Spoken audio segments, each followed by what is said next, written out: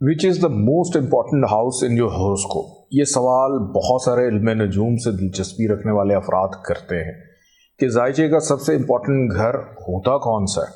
और जब आपकी किसी को अप्रोच हो जाए, किसी एस्ट्रोलॉजर को थोड़ा सा भी एस्ट्रोलॉजी का नॉलेज हो, वो आपको शायद ये बताएगा कि जायचे का जो फर्स्ट हाउस है शायद वो जायचे का बड़ा इम्पॉर्टेंट हाउस है, क्योंकि असेंडेंट है। आप योरसेल्फ लगना राइजिंग पॉइंट जब आप पैदा हुए, और ये कंट्रोल कर रहा है इवेंट्स को जो आपकी ज़िंदगी में रूनुमा हो रहे हैं।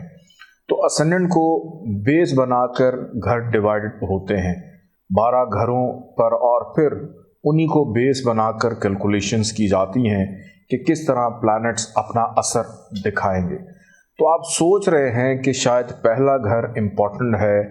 जी बिल्कुल ऐसा नहीं है।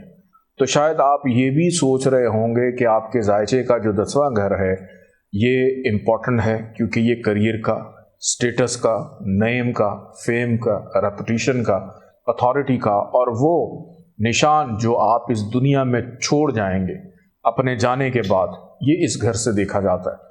ये इम्पॉर्टेंट है कि घर आप कुछ अचीव करना है, वो हिस्ट्री में लिखा जाए, वो ग्रेटली इम्पॉर्टेंट होता है।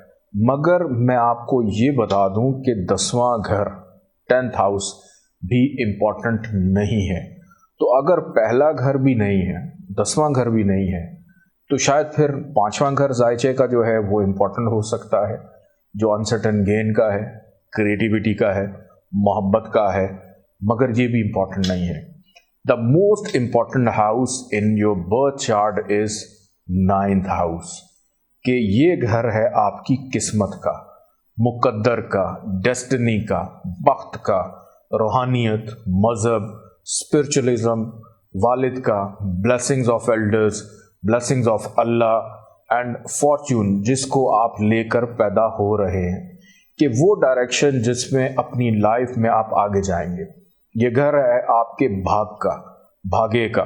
इसीलिए तो कहा जाता है कि अपना D9 चार्ट देखें नवामशा, क्योंकि D9 इंडिकेट करता है डायरेक्शन ऑफ योर लाइफ, कि आपके लगना चार्ट के मुताबिक कि कहाँ पर आपकी लाइफ की डायरेक्शन जाएगी। तो अगर D9 9th division of your horoscope is important, तो आपको ये नहीं लगता कि 9th हाउस आपके दायचे में इम्पॉर्टेंट होगा। तो जी बिल्कुल ऐसा ही है, यही है आपका सबसे इम्पॉर्टेंट हाउस। मैं आपको समझाता हूँ क्यों, कि without blessings, without support of Allah आप कभी भी ज़िंदगी में कुछ भी अचीव नहीं कर सकते। आप अपनी चॉइस से पैदा नहीं होते।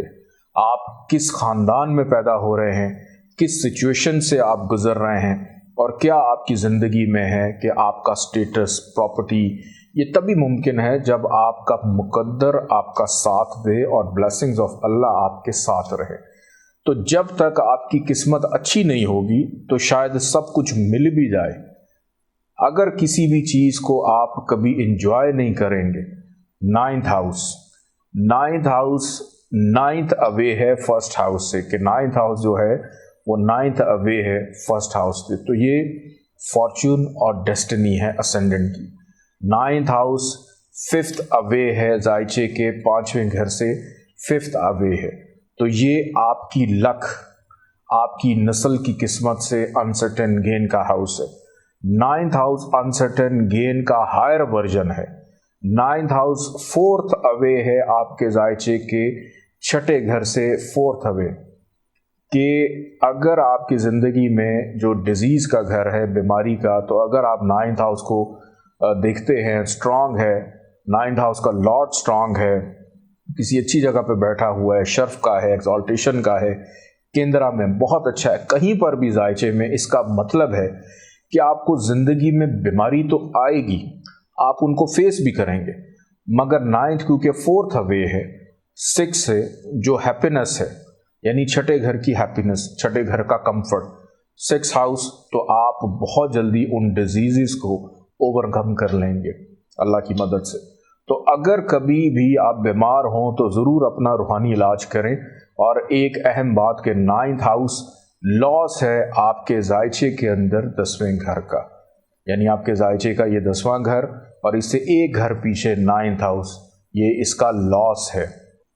کیسے؟ ایک تو 12th اوے ہے، 12 گھر دور ہے، کہ مثال کے طور پر ذرا سوچیں 10th ہاؤس ہے اتھارٹی کا اور 9th ہاؤس ہے روحانیت کا، کہ اگر کسی ملک کا کوئی پرائم منسٹر یا کوئی بھی بڑے عہدے پر بیٹھا ہوا بندہ اگر وزٹ کرے کسی مسجد کو یا کسی روحانی جگہ کو، وہ جو مرضی سٹیٹس لے کر بیٹھا ہو، لیکن جب بھی وہ مسجد میں داخل ہوگا اس کو اپنی جوتی اتارنی پڑے گی، اس کو بننا ہوگا ایک نارمل انسان، سر آنکھیں جھکی ہوئی، سر سجدے میں اللہ کے حضور، اور اللہ کی عبادت میں لگ جائے گا، کیونکہ اپنی بہتری کے لیے۔ تو 9th house is the most powerful hidden house جو کنٹرول کرتا ہے سب کچھ۔ جب کوئی مذہبی رہنما کسی پولیٹیکل لیڈر کو کچھ ایڈوائز کرتا ہے تو وہ باؤنڈ ہوتا ہے گرو کی، استاد کی یا کسی شخصیت کی ایڈوائز سننے کے لیے۔ تو 9th ہاؤس جو لاس ہے 10th ہاؤس کا، انسان کا سٹیٹس، رتبہ بھی اس کے آگے نہیں چلتا، جو کنٹرول کر رہا ہے سب کچھ۔ تو ہر کسی کو دیکھنے سے پہلے سب سے پہلے آپ کو دیکھنا ہوتا ہے 9th ہاؤس، کہ آپ مقدر میں لے کر کیا پیدا ہو رہے ہیں، کیا ہوگا آپ کی قسمت کا ستارہ، کیا سلوک کرے گا آپ کے ساتھ، آپ کی قسمت آپ کے ساتھ کیا کنیکشن رکھتی ہے، آپ کی قسمت کا کیا کنیکشن آپ کے ساتھ، کہاں پر جا رہی ہے آپ کی قسمت۔